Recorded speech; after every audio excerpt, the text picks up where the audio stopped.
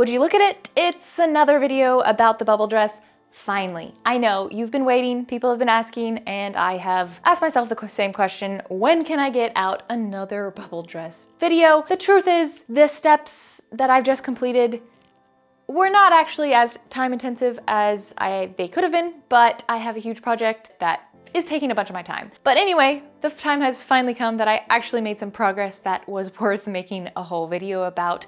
So enjoy and stay tuned for the update at the end of the video about this project and other projects, and overall just life has been crazy. So be patient with me and enjoy finally a video about the bubble dress. For the petticoat, the upper portion is almost the same pattern as the upper part of the hoop skirt, just slightly wider. Once this was attached to a waistband, I then trimmed the edge to follow the shape of that angled hoop skirt rung. From here, I dumped several yards of silk organza into a pink dye bath.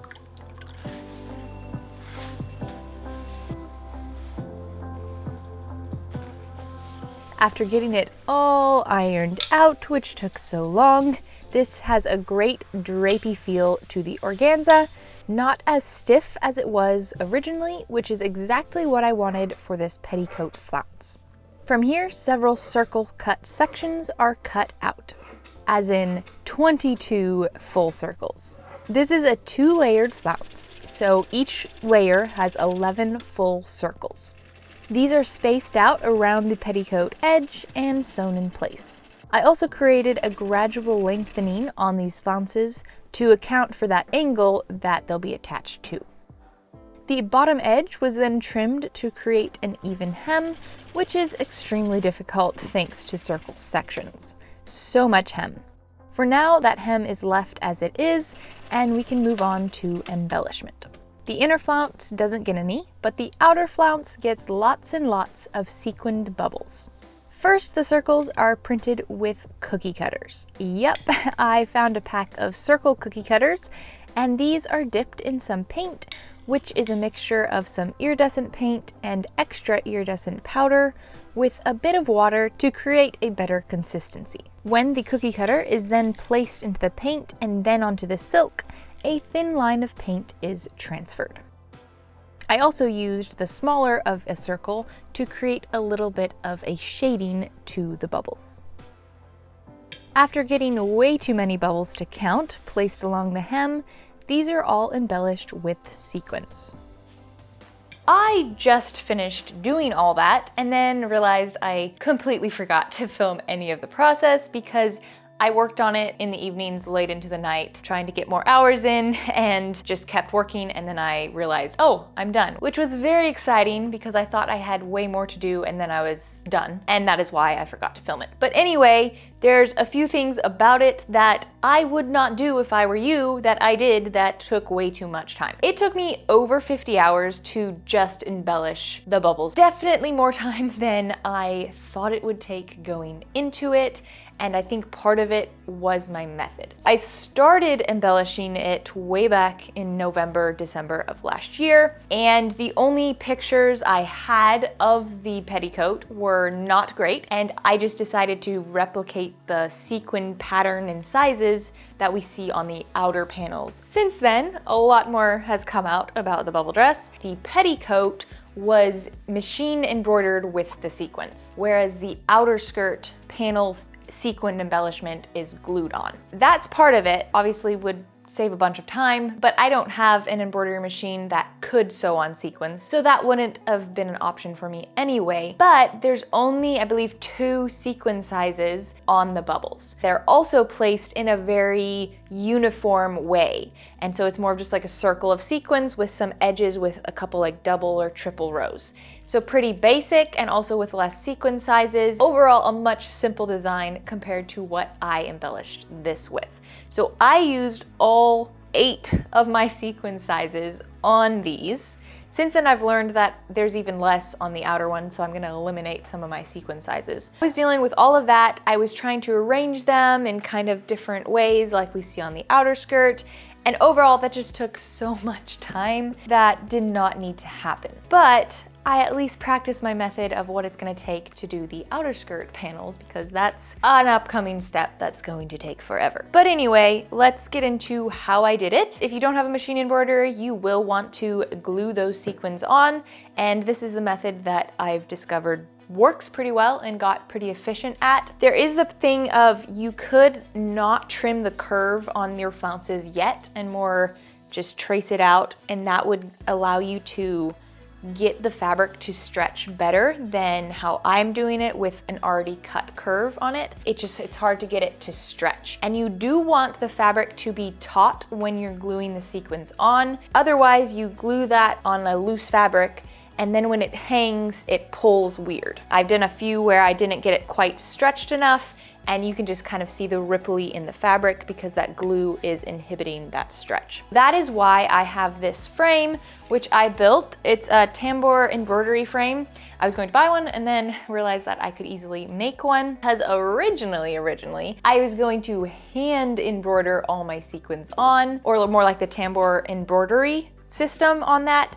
I tried to do one circle. It was so bad. It took so long, and then also my tension was all off because I was also trying to do it with plastic clear nylon thread, which the tension is really hard with that type of thread. That was very quickly nixed, and I was like, oh, I built a frame and I'm not gonna use it. But no, I found a good purpose for it, and that's to get this fabric stretched taut. On this, I just try to find where my straight grain is, and then I just pin where it's possible to pin.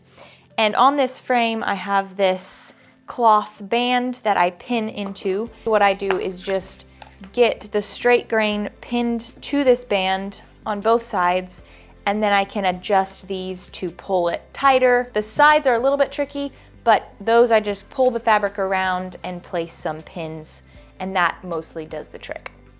So after that's taut with the frame, it is ready to put these sequins on. My trick for sequins, especially working with all these different sizes, I go through and drop all the different sizes into just a little Tupperware lid, and then I fill a syringe with glue. I learned this trick way back when I made my first Cinderella dress and was trying to discover how do you attach gems before I knew about hot fix gems. This is like my age-old trick. And then also when I'm done for my session of work, I stick a pin in the tip and squirt a little bit of glue so it creates like a bubble, and then that dries, and that creates like a little plug at the end of the opening and keeps my whole thing from drying out. The glue that is in this is gem tack. It dries clear and overall is just a really great glue.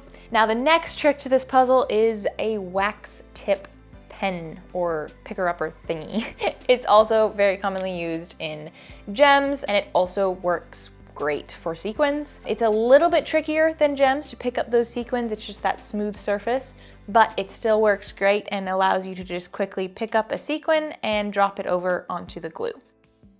And that is the method, to just squirt a little bit of glue all about and then place those sequins and continue around and around and around and around for hours and hours until you get everything embellished. And now I have to do it for all the skirt panels and the net layers, getting all the boning lines and the extra sequin lines sequined.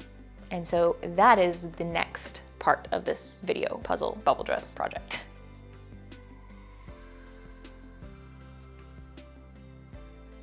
Since I completely forgot to purchase it, I won't show the hemming of this petticoat, but it will actually not get hemmed. It's more of the edge gets finished with milliner's paste. This was a tip I was given as to what was used for the original dress hem, and I am very excited to try it out, so stay tuned.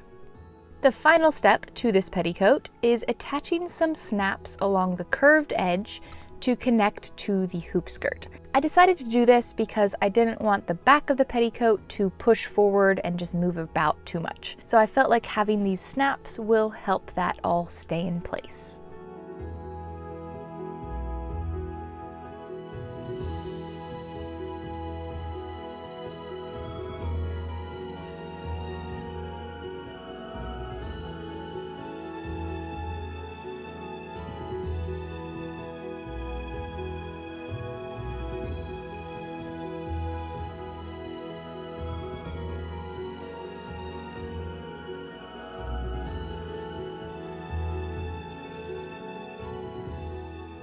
And now we're on to embellishing the net layers of the outer dress. Not the silk layers, that's a whole nother ballgame. Just the net layers. All the boning sewn onto these layers get 2 sizes of sequins glued on along the boning, plus there's extra swoops between those lines. All of these markings are on my pattern, which you can purchase on my website, and I am using it to place these sequins. Plus, there are fold lines indicated for each panels. These are what will help indicate which side of the panel the sequin should be placed on.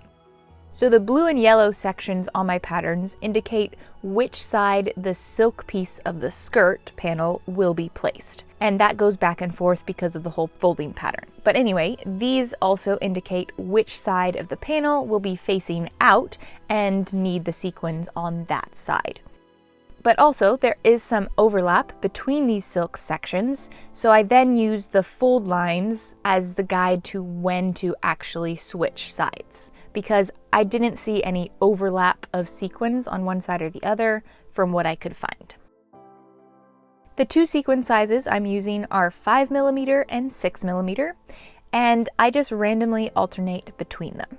Now, placing them on the boning, which is held on with zigzag stitches, make it a bit more difficult at times since the thread can keep the sequin from fully sticking to the glue, but that's the most difficult part. This process went so much faster than I was anticipating.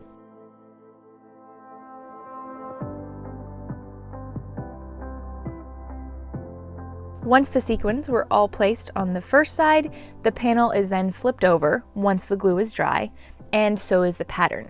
Now, to see the markings on this reverse side, I found that a light table worked great, or even I used a little LED light and just held it under the pattern while I placed the glue.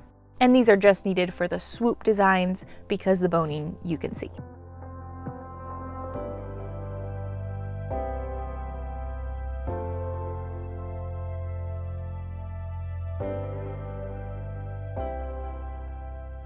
After about 25 hours of sequining all these 15 net skirt panels, this part is finished. Now let's see what these skirt panels look like with all the embellishment of sequins.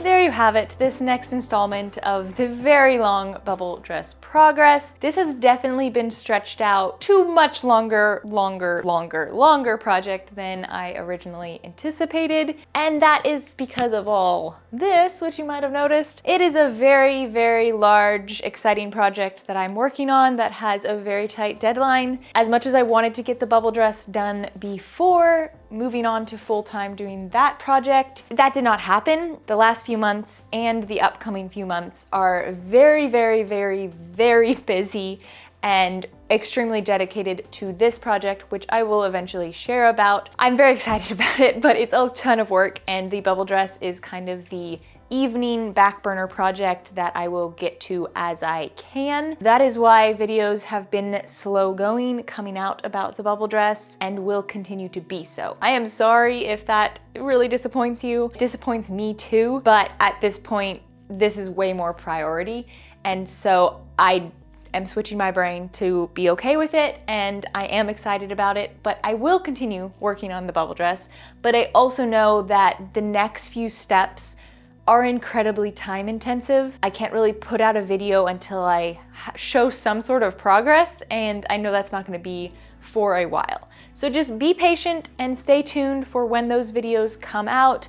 I will continue doing my New Zealand videos, and then there'll be videos about this project. So just with all that, be patient with me, and thank you for being here for this journey, for when it is finished and continued and all that. But I appreciate it. As always, a huge thank you to my patrons, YouTube members, and Instagram subscribers for their continued support during this season where I really have not posted very much because my time has been spent so much just trying to keep up with all the aspects of running a business and doing extra things also. Anyway, thank you for watching. Thank you for being here and supporting. And until next time, go out there and learn, create, and inspire.